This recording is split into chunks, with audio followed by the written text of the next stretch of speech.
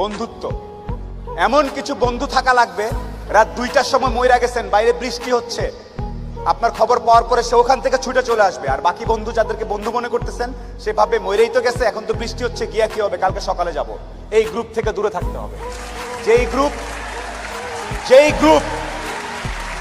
যেই বন্ধুগুলা বলবে যে বৃষ্টি টিষ্টি কিচ্ছু বুঝি না, ও সমস্যায় আছে, এখনই যাব, এইরকম একটা গ্রুপ খুঁজে বের করবেন। আপনার জীবনে আর কিছু চাওয়ার নাই, পরিবার, স্বাস্থ্য আর এরকম কিছু ফ্রেন্ডস আছে, আপনি অলরেডি সুপার সাকসেসফুল।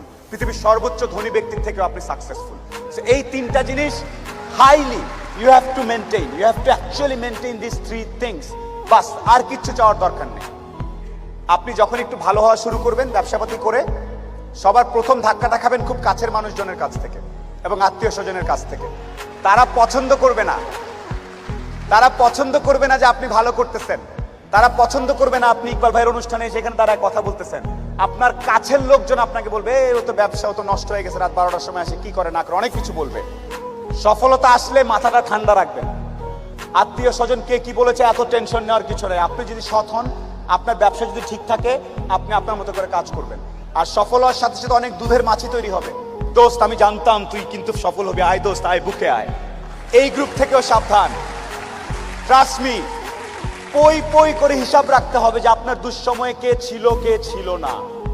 পই করে হিসাব রাখবেন, ডায়েরিতে দরকার লাগে লিখে রাখবেন যে কখন চারানা চেয়েছিলাম, একটা সাপোর্ট চেয়েছিলাম, কে দেয় নাই আর কে দিয়েছে। যারা দিয়েছে তাদেরকে মাথায় তুলে রাখবেন, আর যারা দেয় নাই তাদেরকেও কাছে রাখবেন। Because you must keep your enemies closer. খুব কাছে রাখতে হবে যে কে কি। সো শেষ করার একটা কথা হচ্ছে যে আপনার ভালো অনেকেই দেখতে পারবে না।